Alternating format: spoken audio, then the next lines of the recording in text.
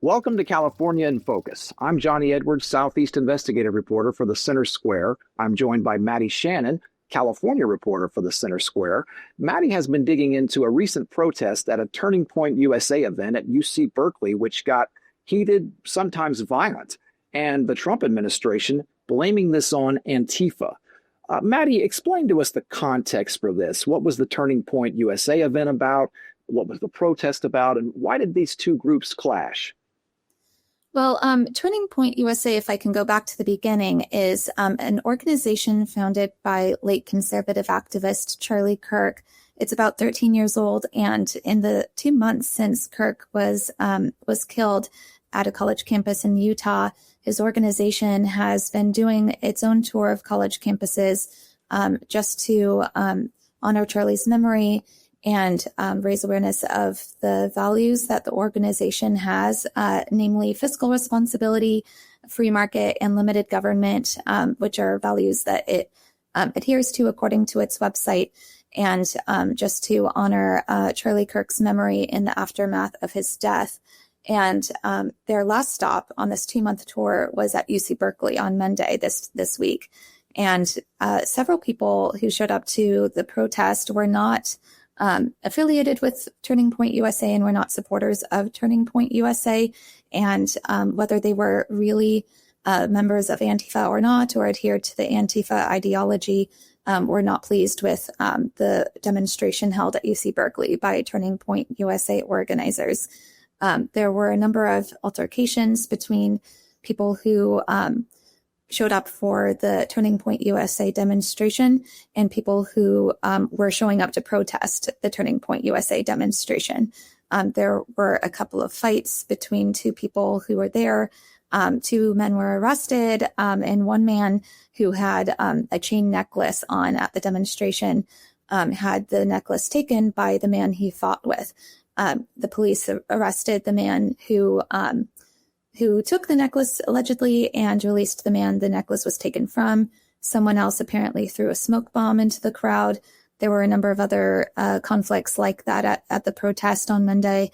And the U.S. Department of Justice is now investigating that demonstration.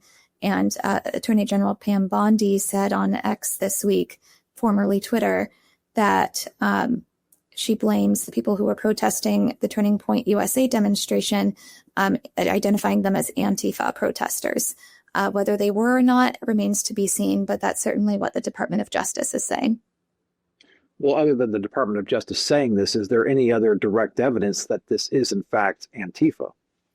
Not that I have found. The Berkeley Police Department didn't release anything when I sent them an email and phoned them asking questions that would identify the protesters who were fighting with the Turning Point USA people. It wouldn't seem that they were associated with Antifa.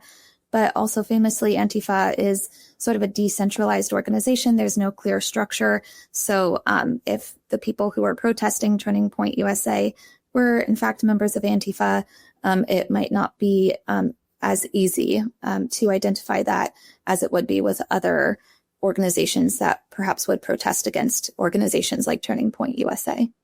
Do we have any other details about exactly how this all started, how it went from, hopefully starting as a peaceful protest or a peaceful event into what you've described? Do we know anything more about how it devolved, so to speak?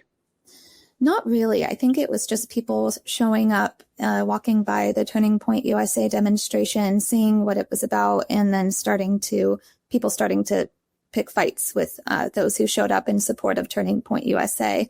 But we don't have any further details right now about the first conflict that arose from that situation. We don't know how many fights exactly or how many conflicts started as a result of that counter protest, so to speak, protesting against Turning Point USA. We just don't know that at this point. So where is DOJ in their investigation? They have not responded to questions about that. They said they've launched an investigation, but it remains to be seen where exactly they are and what they've found out right now. I see. So how is the administration at UC Berkeley handling the investigation as far as you can tell? Well, UC Berkeley their administration released a statement this week saying they would cooperate with the Department of Justice investigation. And they also said in their statement that they want to create an environment on campus where people can voice support for whatever they want to voice support for and have the ability for the campus community to engage in free expression. But beyond that, they haven't really said much of anything else, but they are cooperating with the US DOJ investigation into the demonstration. Now, you say in your story that you asked a question of UC Berkeley, which I don't believe they addressed, but you asked the question about, could this potentially lead to a loss of funding? Explain to us, how might this lead to a loss of funding? Well, the Trump administration has targeted a number of colleges and universities across the country that seem to have done things that don't agree with a lot of President Trump's policies or policy positions. And I was curious if by having so much conflict arise on Monday between Turning Point USA demonstrators and counter-protesters, if that was going to be the basis for a loss of funding, or if continued federal funding coming to UC Berkeley was contingent upon administrators at the university cooperating with the Department of Justice investigation. And so I did ask that question, and I haven't had that answered yet. I see. Do you have any indication elsewhere that that might be going on? No, I do not. Not at this point. Well, it's a great question either way. Well, thanks, Maddie. Again, great work. Appreciate you joining us. Folks, I'm Johnny Edwards with the Center Square. This has been California in Focus. Thank you for joining us.